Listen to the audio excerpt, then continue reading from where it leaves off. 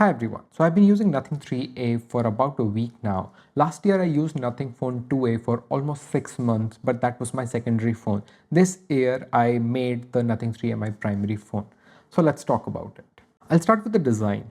The Nothing 2A looked a bit better because it had more rounded shape and less bezels as compared to this one. So if you're using a black wallpaper, it's fine, but it does have a little bit more thicker bezels. This phone is a bit heavier than 2A, also a bit wider, so it gets pretty difficult after some time using this phone continuously. So I do not appreciate that part. I don't think you always need to make phones a bit bigger. But apart from that, the design is similar as last year. It does have a glass back now instead of the plastic one, so I got the black color. Last year I was not getting the black color because I was scared that this will get a bit more scratches. Yes, that those are the glyph lights, but we'll talk about that later.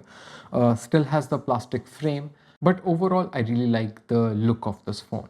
If I talk about the display is a bit brighter than last year. Somehow there was one strange thing. I was coming from CMF phone 1, which is supposed to be less brighter than this display, but at the same brightness level this phone was less bright. So every time I had to just increase the brightness to make it look even. But in auto mode this phone gets really bright, so the brightness is good. It's just the alert slider is not tuned similar as the Nothing 2A or CMF phone 1. This phone does support HDR videos. Let me just open it.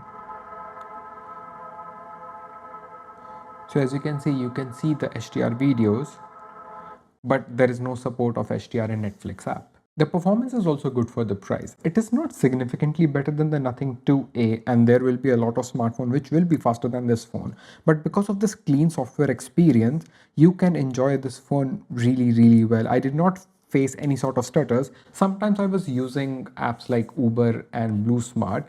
In that particular app, I faced some sort of lag. I don't know whether it was because of GPS or the internet was slow, but I was not able to handle the location, so I had to pick my iPhone to just to book a cab.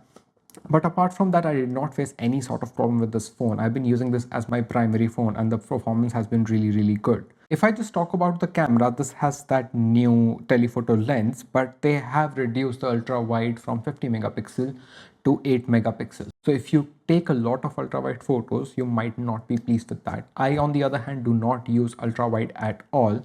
So the addition of telephoto is really good.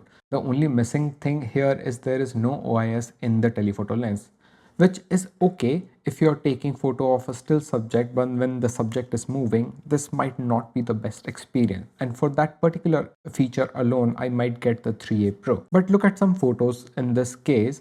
I like the color tuning this time, and also when I take the picture, the processing has been improved as well than the Nothing Phone 2A. I do miss the OIS in that part because most of the time when I'm taking picture of my niece or my cats, I end up going with a different flagship phone because of that feature. The front camera is also decent in my opinion. As long as the light is in front of you and not behind, it works well. If I talk about the software, I literally became a fan of the software. This is the new Smart Grid. You can actually change it to the default. That's how you use it. But I've started liking this smart feature where it will categorize your app just like iPhone, and I feel like it works slightly better than iPhone in my opinion. So just work for me. Otherwise you can just directly search the app that you actually want. Apart from that, there are no bloatware apps on this phone, which is a really good feature, and for that reason alone I gave my mother a CMF phone 1.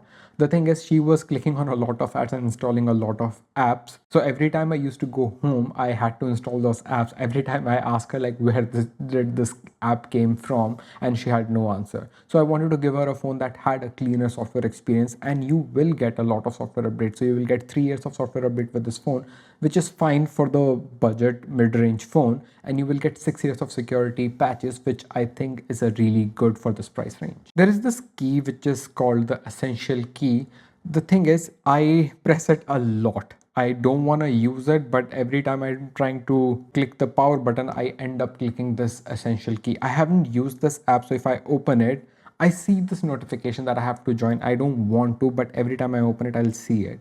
I did not use it yet. Maybe in future if I feel like the use of it, but as of now, I just want to disable this button until I get used to it.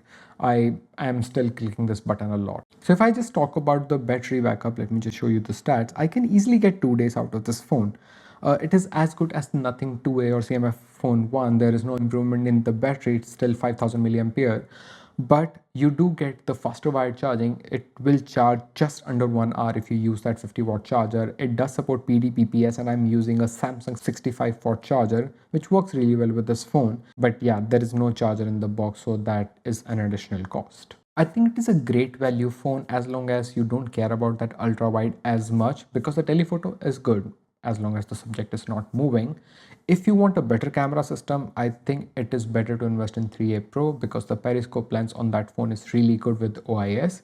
But if camera is not your priority, and just because of the software and overall feel, this phone is really good for the money. If you have any questions about this phone, ask in the comment box. I might be switching to 3A Pro very soon, and we'll talk about that phone later. My name is Rohit. I'll see you in the next one. Till then.